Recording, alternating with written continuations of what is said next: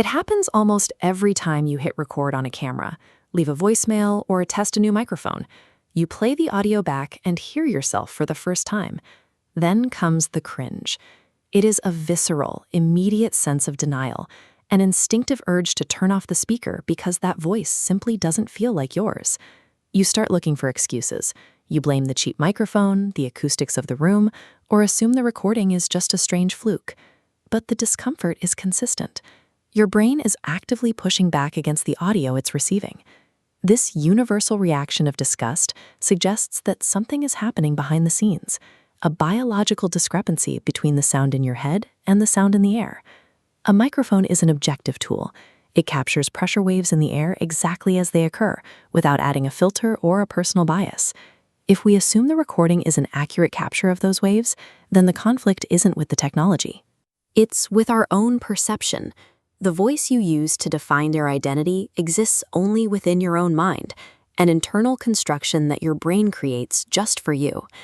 The rich, resonant sound you've heard every day of your life is absent from the physical world. To find the source of the sound, look inside the throat, where the vocal cords are vibrating at hundreds of cycles per second.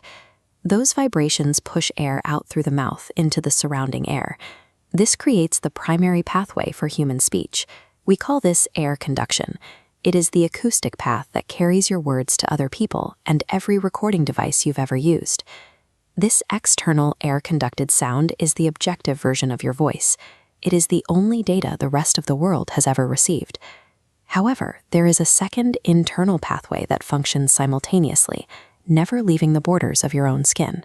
As the vocal cords project sound outward, they also send vibrations through the skeletal structure of your skull. This is bone conduction. Because your skull is dense, it transfers low-frequency acoustics much more efficiently than the thin air outside your mouth. This essentially turns your head into a biological subwoofer, adding an artificial boost to the bass and resonance of your speech. This internal architecture filters and equalizes your voice before the signal ever reaches your conscious mind.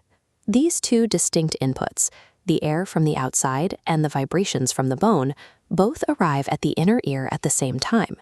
Your brain stitches these two signals together, merging the high-frequency airwaves with the low-frequency bone vibrations. The result is a synthesized profile, a version of your voice that sounds deeper and more resonant than it actually is. Because this specific mix requires the resonance of your own bones, no one else on Earth hears the version of you that you hear. When you press play on a recording, that internal loop is broken. The sound from the speaker travels to your ear through the air, just like any other external noise. It doesn't travel through your skull. Without your skeletal structure adding that low-end boost, you are left with the thin, naked airwaves, the sound you weren't expecting. This missing bass is the mechanical reason your recorded voice sounds higher and less familiar. This discrepancy creates a state of cognitive dissonance. The brain struggles to reconcile the objective recording.